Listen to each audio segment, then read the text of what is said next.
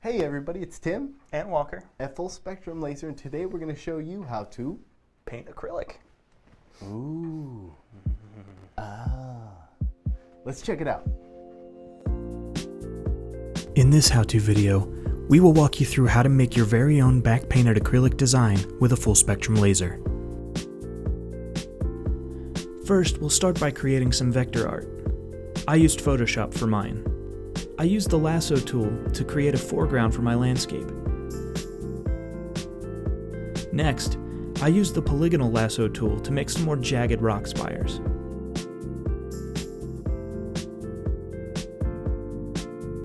I continued this process until I had a 5 to 6 color poster. The next step was vectorizing the image, but the gradients of the planets won't vectorize very well, so I just made all 3 of them the same color. That way, Illustrator can separate them pretty easily. We'll add our own gradients in the painting part of the process. Next up, I opened Illustrator and placed my image that I saved as a JPEG.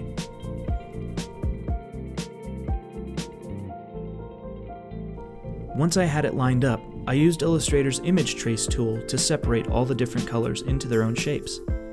If you don't have image trace on your toolbar, you can add it by going to the window drop-down and selecting it. Depending on how large your image is, this can take a while. Once the image trace was done, I used Expand to find all my vector lines. After the image was expanded, I removed the colors and added a black stroke color. That way, when I saved the image out as a PDF, the vector mark lines were all that would get imported into RE3. Now that I was in RE3, I imported 2 PDFs. One was the vector mark lines of the image, and the other was a border that would get cut out. I lined up the 2 images and deleted the raster data in both. Vector lines are all we want here. Next, I entered my power settings and cut it out of some clear acrylic.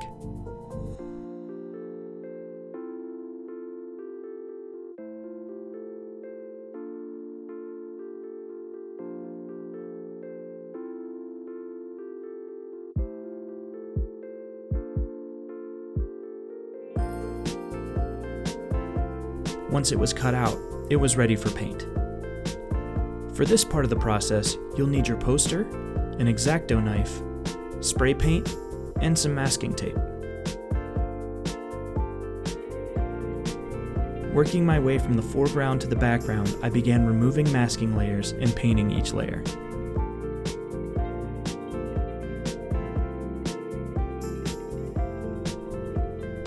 It can be tricky as we're applying paint on the back, and the process is somewhat backwards.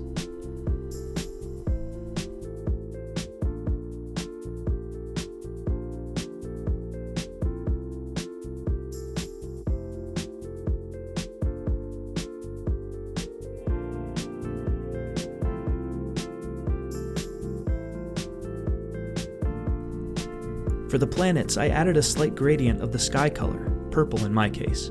Once dry, I added the color of the planets. This way, the purple gradient will look like a shadow.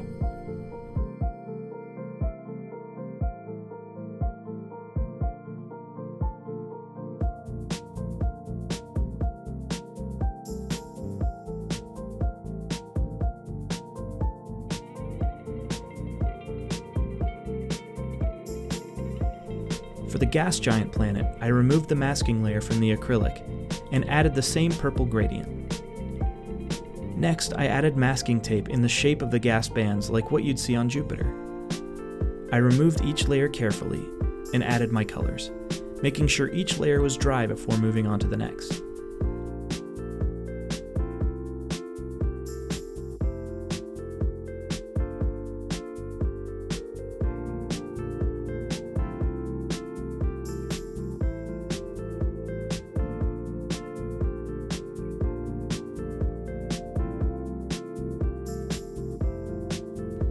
Once the planets were done, I moved to the sky.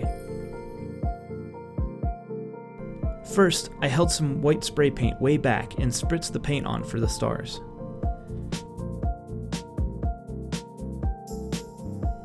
Next, I finished the colors by adding the purple sky. It can be helpful to add a few more layers of paint so any damage to the paint side won't show through on the clear side. Now that I was done painting, it was time to remove the masking layer on the clear side of my acrylic.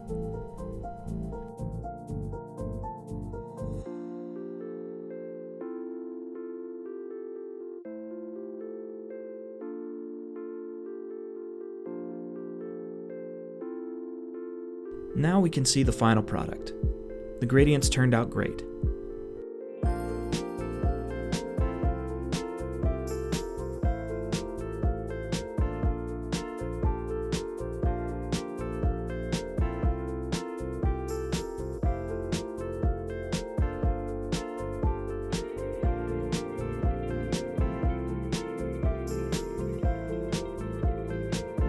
Now let's check in with Walker.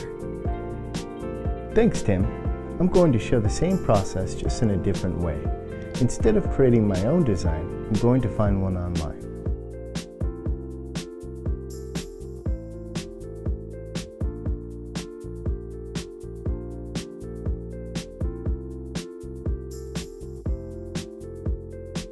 I'm going to use Inkscape as it is my preferred software. Using AutoTrace, I'm going to create my outline cut.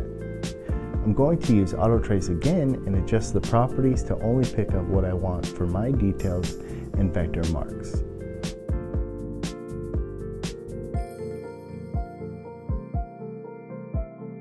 Now that I have my details, I'm going to clean up my outside cut vector.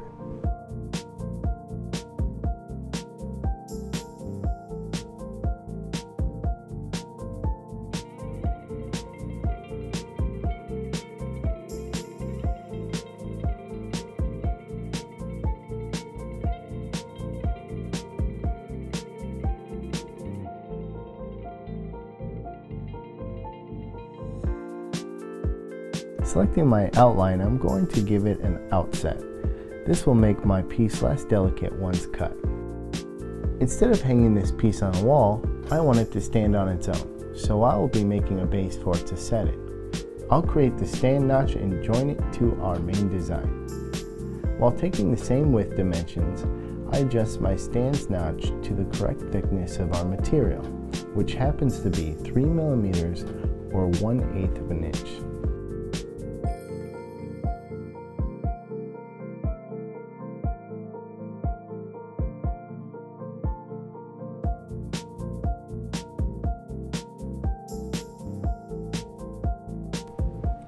Now I'm going to set that notch hole in the center of the base.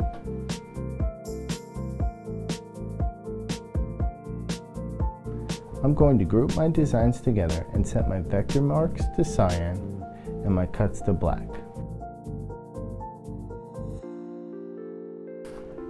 Remember to mirror your image vertically as we are painting on the back side. This is especially important with text.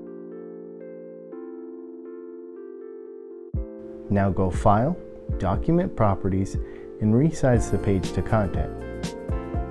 Now time to print using the full spectrum print driver. This will send it to our laser control software, Retina Engrave. On the left hand side, we'll remove the bitmap layer since we aren't running any engravings.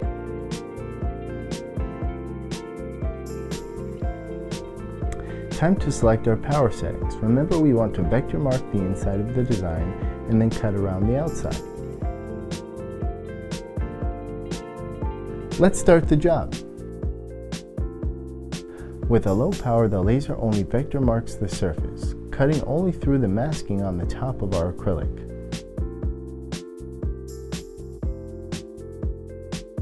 Reducing the current is important when vector marking.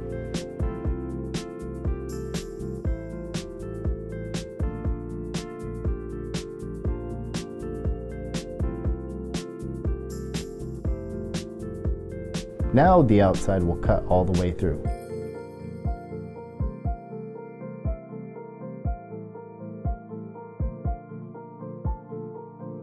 Here we go! Like Tim covered, we are removing the masked parts one layer at a time and repeating this process for every color.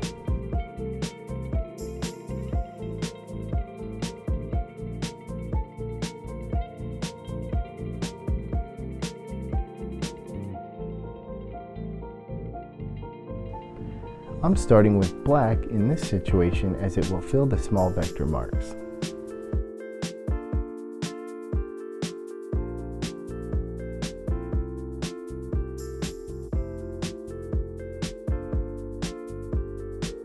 In my example, I wanted to show how to get two different looks with the same file, just different color paints.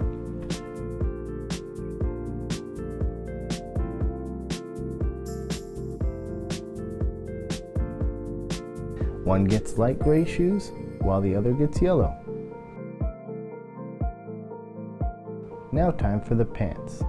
One gets dark gray, while the other gets red. We'll add one layer over everything for a little protection. Time to reveal.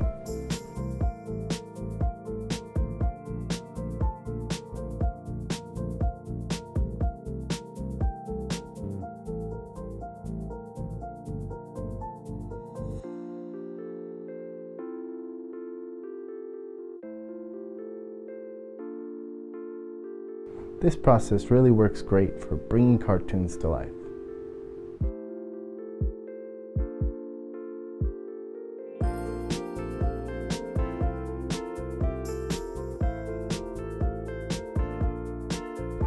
We hope you enjoyed this entry into our how-to series, and until next time, keep making.